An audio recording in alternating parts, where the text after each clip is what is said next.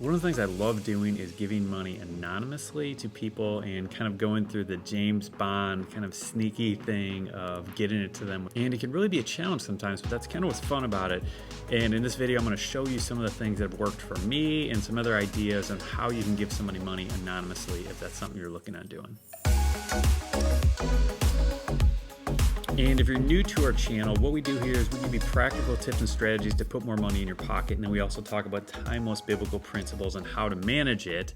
And so that in doing so, we have a lot more money to give and we can do more fun stuff like this. So if that sounds good, definitely subscribe so you can hear from us as we create more stuff. Now, before we get too far into this, there are actually two parts to this equation. And the first part is getting the funds and not having them traced back to you, which can be actually challenging these days. And the next part is the delivery of the funds and maintaining your anonymity, I think that's how you say it, through that. And we're gonna be talking about both parts of that in this video here. And I will have multiple things that we're talking about. I'll have them linked up in the description below if you need to click over and check them out any further. Now, as far as getting this money and not having it traced back to you, one thing you can do is get a preloaded debit card. So you can basically get a debit card that is just preloaded with some cash on it, and then you can give it to them and then they can spend that money.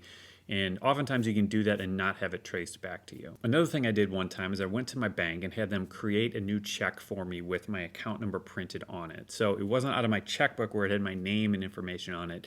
It was just a blank check that they had at the bank and they added my account number on it. So the money would come out of my account, but there was no information on the check. And so even though it did technically have my bank account number on it, if the recipient took it to the bank and said, hey, I want to know whose account this is coming from, no banker in their right mind is going to share that information. Another idea is you could possibly make this work with a money order. Sometimes you can get away doing that without including your actual information on the from field in there. And then another idea is to use some sort of Visa gift card. And you can even buy these on Amazon and send something like that. Now, you could use cash, but one of the downsides of doing that is if you put it in the mail, and particularly if it's a large amount, this gets a little bit sticky, because if you send an envelope and it feels like a big wad of cash in there, that probably isn't going to make it through the postal system without somebody running off with it, which is unfortunate, but they always say not to send cash through the mail. And so that leads us to the next part of this equation, which is the delivery of this money that you're trying to get to the recipient.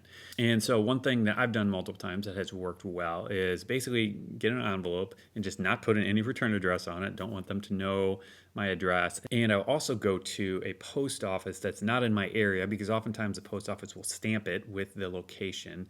And so just to not give any indication of where it came from, I'll go somewhere else and drop it in a post office there. And now if you're doing this, probably using the check method is the best thing because you can write the name of the recipient on the check, whereas some of the other options might be a little bit more risky if it gets into the wrong hands. Now, if you don't want to send it through the mail, you could always just drop it in their mailbox if you know where they live. Now, obviously you want to do this at a time when they're not real likely to see you driving by. But if you happen to have some information of when they're not going to be home or when they're not going to be looking out their window, you could definitely go and drop it in the mailbox. And another thing that's worked well for me in the past is giving it to maybe a pastor at church or some other church leader and just say, here, I want you to give this to this person. Definitely do not tell them it came from me.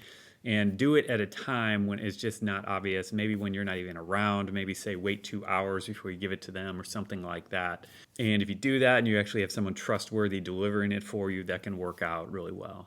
And the last thing I want to mention, especially if you don't live in the same town as the person, is using a service like Zoom or like Western Union, which often will allow you to send money anonymously, and you can do it all over the world. All right, so those are all my ideas. If you have any of your own, any great ones, please leave them down in the comments below so we can make that a valuable resource for anybody looking for additional ideas. And if you found this helpful, I'd love it if you could hit that like button down below to let me know. And thank you for being generous. I love doing this, and I hope you have a whole lot of fun too. It's fun sneaking around and just kind of giving somebody a gift. So kudos to you. Keep up the good work. Be blessed, be a blessing, and I will see you in the next video. And if you haven't already, head over to SeedTime.com so you can get your free email course from us on how to master your money using biblical principles. So that's all for today. Have a great rest of your day. Adios.